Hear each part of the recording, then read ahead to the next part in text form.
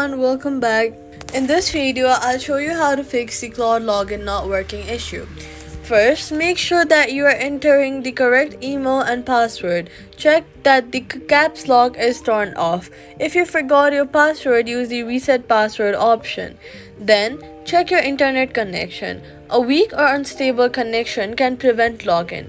Try switching between Wi-Fi and mobile data to see if it rules out network issues.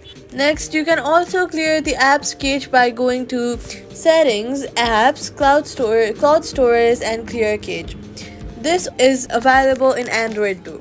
Then restart the app and try logging in again. If the problem continues, long press on the app icon, remove app, then delete the app. After deleting it, head over to your app store, search for Claude, and reinstall the app from there. Make sure you are using the official app and try logging in again.